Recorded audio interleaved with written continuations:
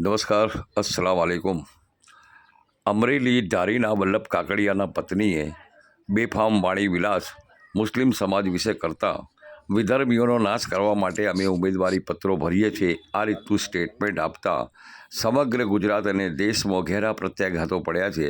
જ્યારે આ બાબતે મુસ્લિમ સમાજના અહીંયા પાલનપુરના ઠેકેદારો કોઈ બહાર નથી આવ્યા, પણ MIMના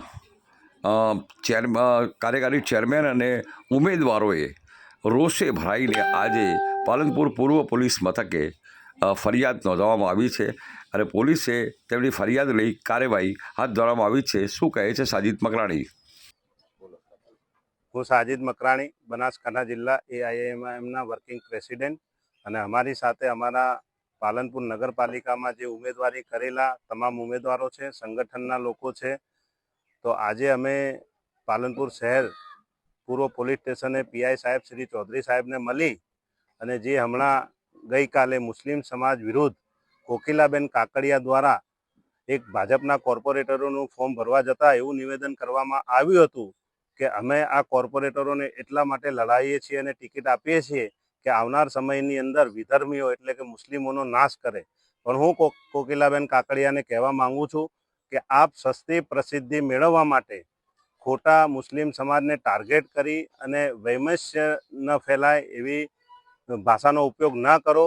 આ દેશનું બંધારણ તમામ વર્ગના સમાજોને સમાન હક આપે છે અને મુસ્લિમ સમાજ એ આ દેશનો એક હિસ્સો છે અને મુસ્લિમ સમાજ આ દેશનો કોઈ ભાડેદાર નથી, એ આ દેશનો માલિક છે.